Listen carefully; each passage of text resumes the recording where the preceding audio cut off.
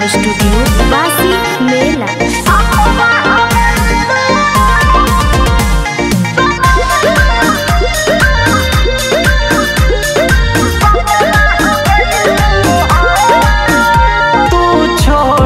जहिया से गईलू हो हमरा के याद न कईलू हो।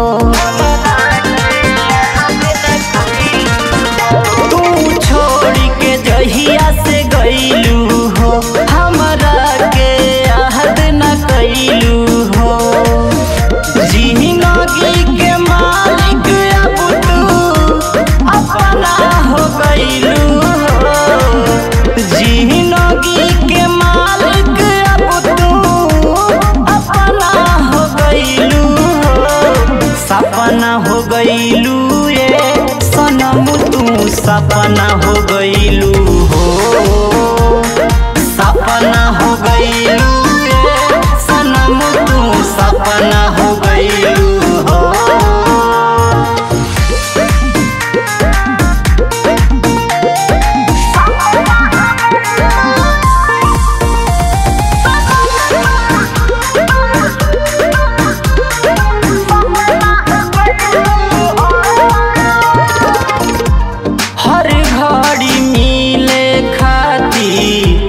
रहलू बेचैन हो अब कैसे लेत बाड़ू ससुरा में चैन हो।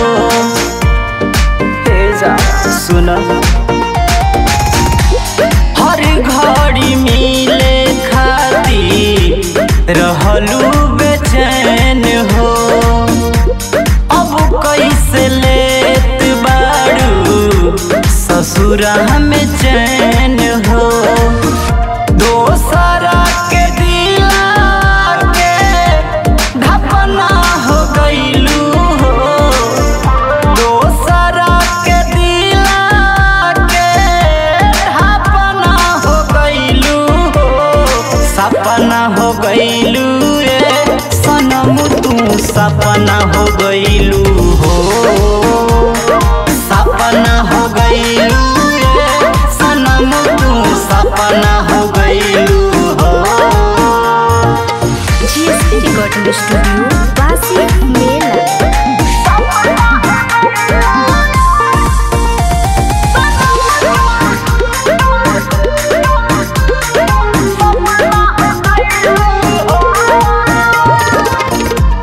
हम ही तो धड़कती रही तोहरा धड़कन में कैसे बसा लिहलू दोसर के मन में।